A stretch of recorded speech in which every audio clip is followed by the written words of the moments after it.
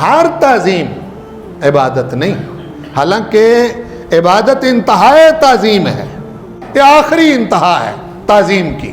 عبادت جو ہے وہ صرف اللہ کے لیے ہے، سجدہ انتہائے تعظیم ہے، اس سے بڑھ کر کوئی تعظیم نہیں، وہ پروردگار نے صرف اپنی ذات کے لیے رکھا ہے، لیکن رکھا ہے، اور یہ بھی وہ بھی سجدہ عبادت کا۔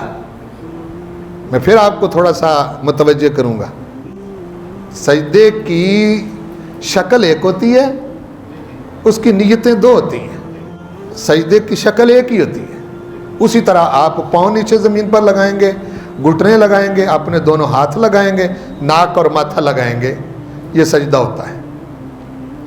اور یہ سجدہ اگر آپ کے دماغ میں نیت تعظیم کی ہے تو وہ عبادت کا سجدہ نہیں ہے، شکل ایک ہے۔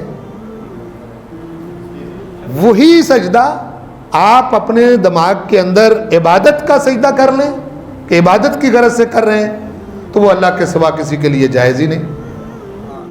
ایک شخص نے مجھے پوچھا کہ کیا تعظیم کے لیے جائز ہے؟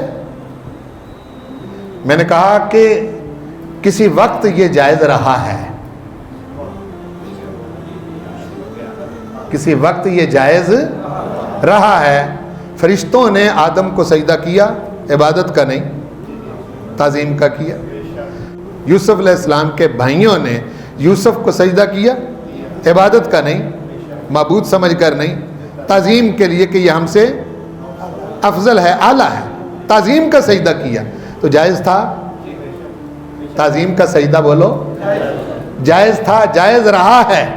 کبھی پہلی شریعتوں میں یہ جائز رہا ہے تعظیم کا سجدہ، شکل ایک ہی تھی، نیت سے سجدے میں فرق ہوتا تھا۔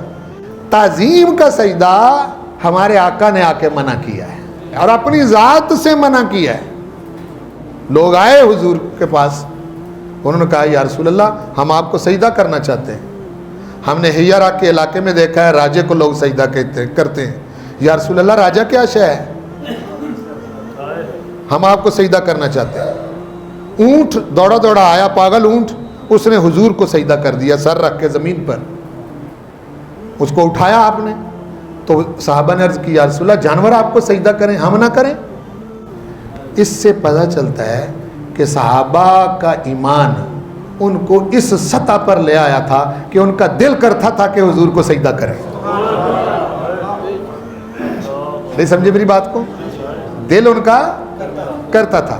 اس سے پتہ چلتا ہے کہ مومن کے ایمان کا کمال یہ ہے، اگر صحابہ جیسا ایمان ہے تو مومن کے ایمان کا کمال یہ ہے کہ اس کا دل کرے کہ میں حضور کو سجدہ کروں، لیکن چونکہ الامر فوق الادب، حکم ادب سے اوپر ہوتا ہے، اب دل تو کرے کہ حضور کو سجدہ کروں، لیکن حضور کہہ دیں کہ نہ کرو تو نہ کرے۔ میں حضور فرما دیں کہ نہ کرو تو بولو نہ کرو۔ سمجھ آگئی بات کی؟ اور پھر اس سے بڑھ کر اور بات ہے، وہ اس سجدے کی ممانت ہے، یہ جو ماتھے والا سجدہ ہے، دل کے سجدے کی پھر ممانت نہیں ہے۔ بھائی دل تو کر رہا ہے سجدہ کرنے کو، سمجھ آگئی نا؟ یہ بڑی باریک بات ہے، اس کو سمجھنے کے لیے ضروری، حضور نے منع کر دیا، اپنی ذات سے منع کر دیا، اور اپنی ذات سے منع کر کے حضور نے توحید کو کمال تک پہنچایا کہ جب اللہ کے سوا مجھے سجدہ جائز نہیں اور میں اللہ کے بعد سب سے بڑا ہوں، تو پھر میرے بعد کوئی اور کون ہے؟ وہ خواہ کوئی پیر ہو، خواہ کوئی مزار ہو، خواہ کوئی اور جگہ ہو، وہ کسی بھی صورت میں اللہ کے سوا کسی کو اب تعظیم کا سجدہ بھی اور عبادت کا سجدہ بھی دونوں حضور کی شریعت میں آ کے منع کر دیا گیا۔